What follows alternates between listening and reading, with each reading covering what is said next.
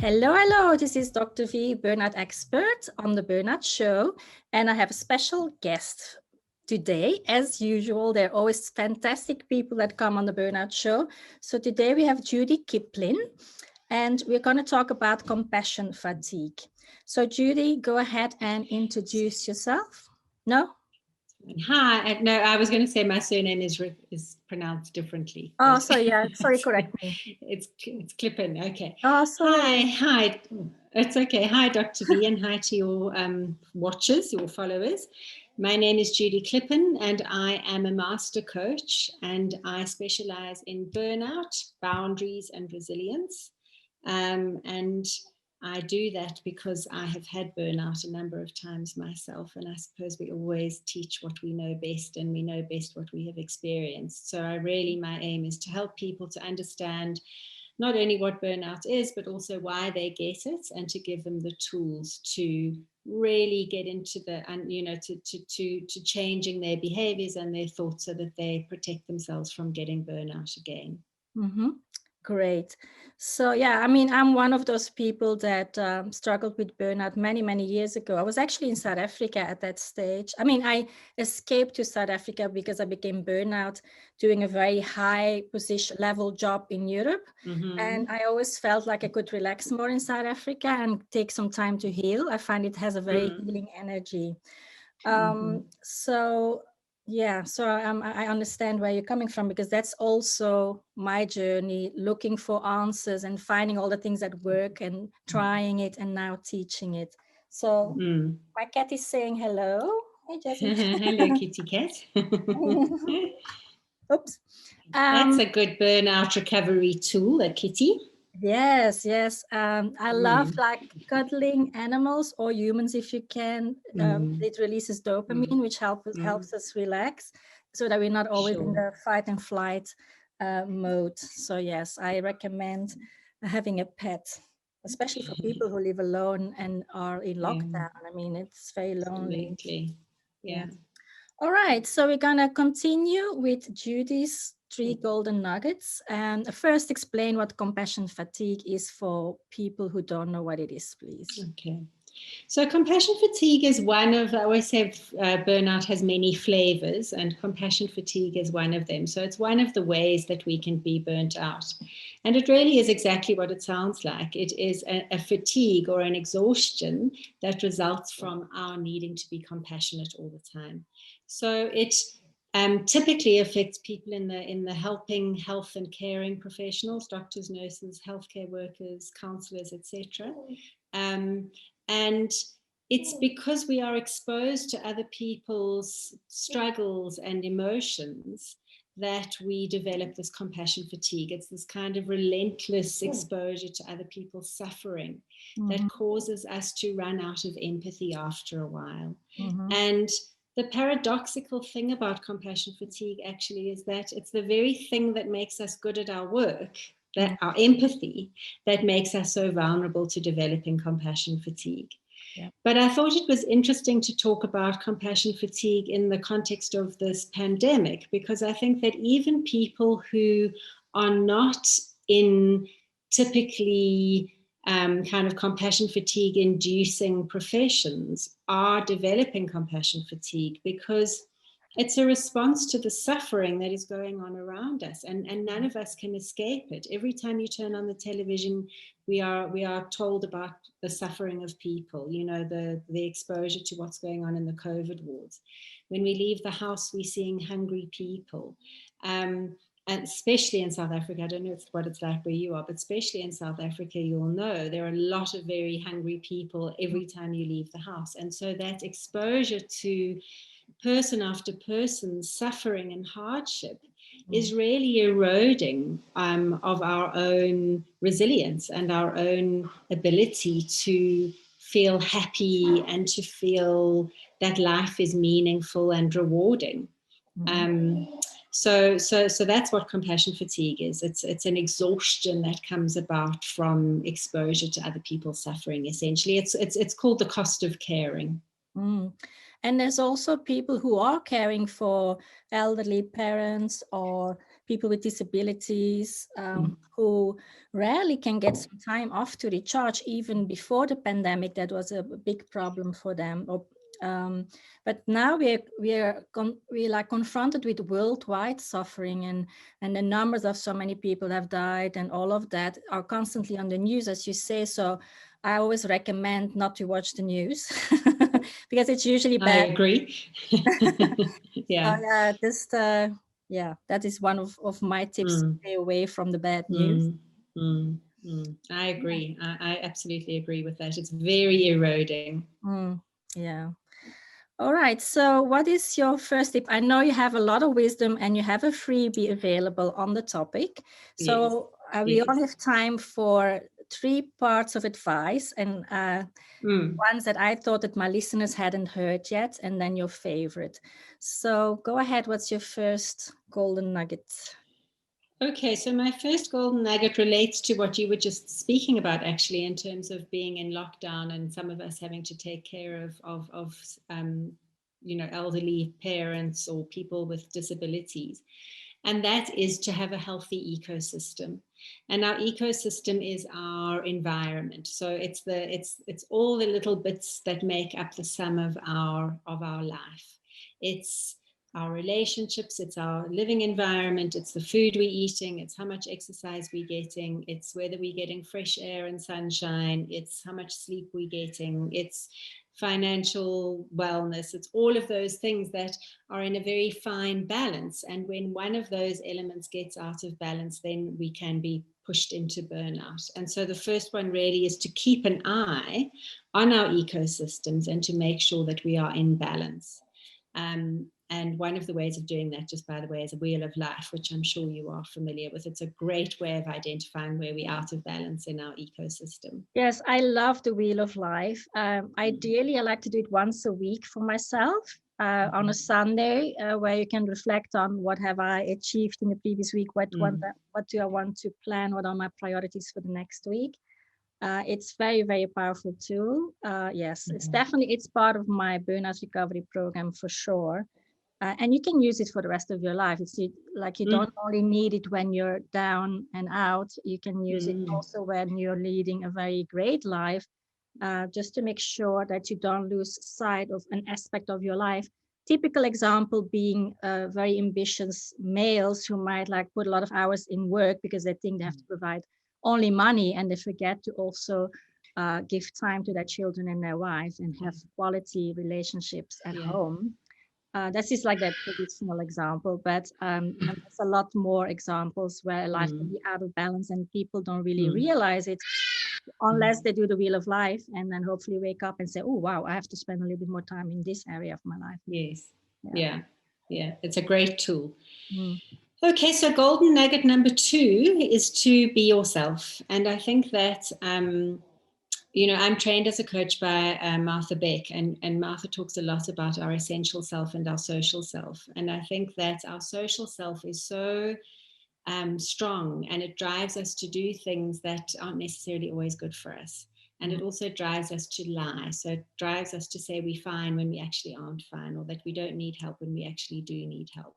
And so I really do encourage my clients to be themselves and to really understand themselves, know themselves, and to not try to be something that they aren't. So if you know, for instance, I know that I am a very empathic person. I'm very prone to compassion fatigue.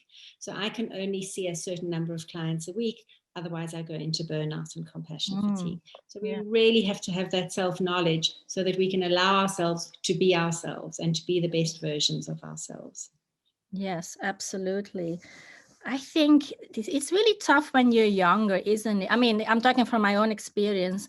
I find that when you grow up, you're so conditioned first by your family and then by your friends and social environment. And I remember going to university for the first day and everybody was wearing jeans, and I didn't like jeans, but I ended up buying jeans to fit in, for instance.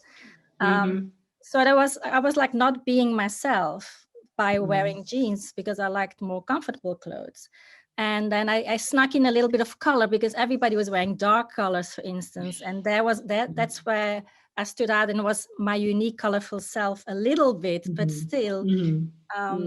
But it's tough sometimes in certain professions, like being a medical doctor. There's so many rules and regulations on what to wear, how to behave, when to be there. So it's really hard. I mean, do you have any advice on that? How to be yourself in a workplace where other people write the rules? Well, I think that there's certain rules that you have to stick to, obviously. I mean, you know, especially if you're a doctor, you have to stick to certain kind of professional rules. But I think it's the rules that you're talking about are the more social rules. They're the more kind of unspoken rules. And those are the ones that I think can be quite tricky as well. So, you know, what you wear, how you spend your time, how you address other people. You know, I think that we really, and it relates a little bit to my third golden nugget, is that we really have to keep checking in with ourselves. We really have to keep being mindful about what is important to us and what makes us happy and what makes us feel like we are in integrity with ourselves.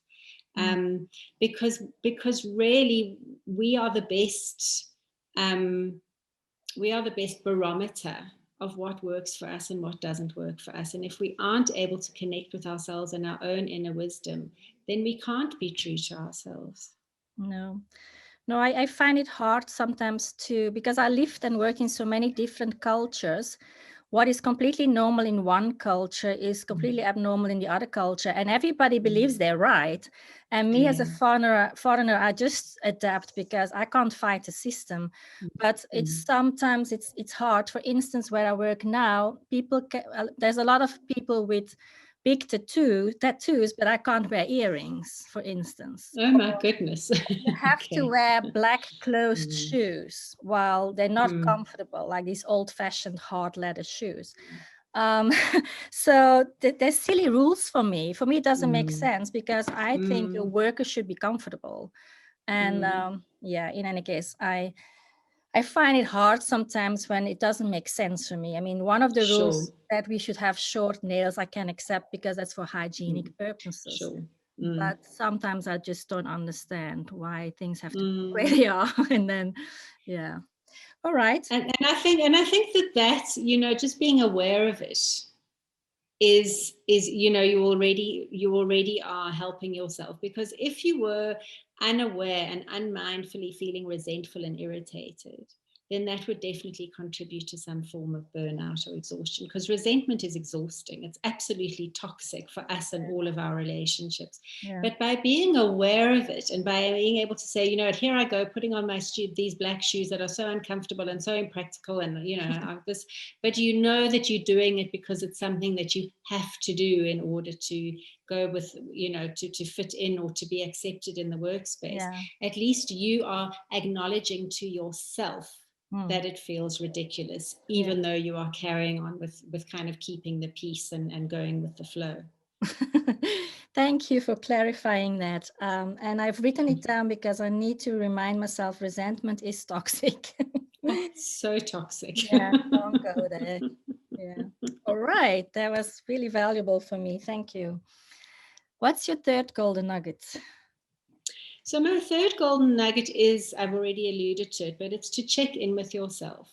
So the first task or the first set of homework that I give to my burnout clients is that every single day they need to ask themselves at least once a day my 3 questions, my check-in questions. And they are, question 1 is, what am I feeling?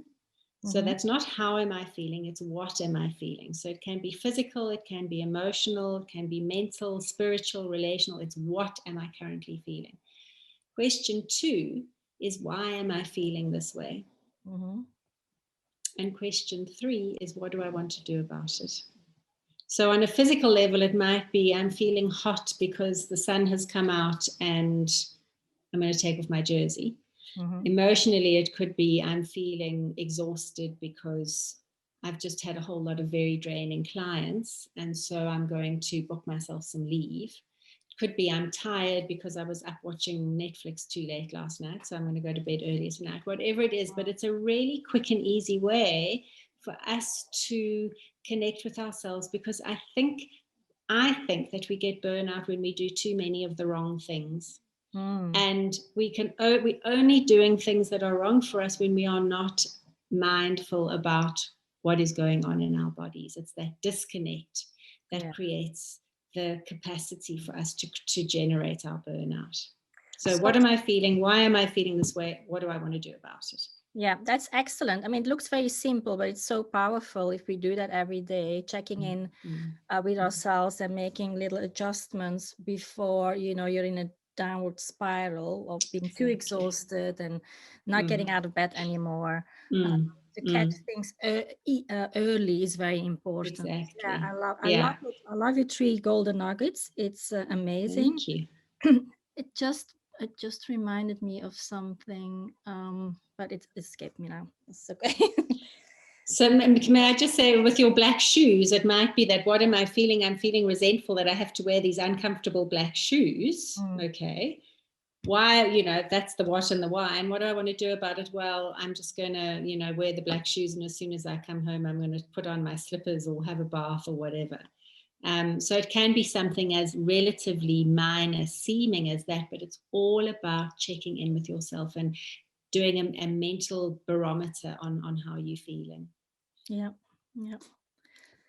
All right. Oh, yes. What I was thinking about when you were saying that is because we don't listen to our bodies, I found it's a certain personality type that has been trained from childhood on not to pay attention to physical signs. And I remember as a young child when I hurt myself really badly and my knees were all bleeding and things, my mother would get angry at me. So I would go running home saying, oh no, my knees are sore and it's bleeding. And she would say, oh, how can you be so stupid to fall? I don't like children who cry and blah, blah, blah, blah, blah.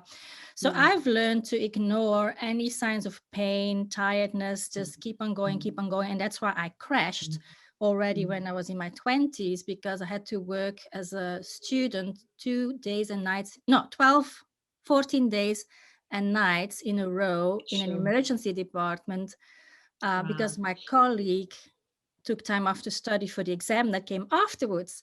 So I worked 14 days a night in a row, then had to get up to write an exam that I didn't have time to study for. And my body just couldn't get out of bed. I was like frozen completely.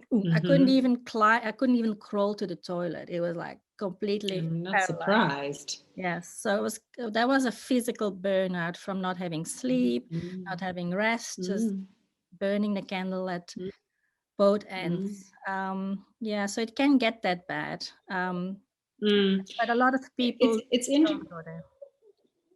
Yeah, and I think that it's interesting because I notice that a lot with my clients. If they've been professional athletes or dancers, they often struggle to connect with the feelings in their bodies because they have trained themselves to ignore discomfort and pain, and it can be very hard for them to feel what's going on.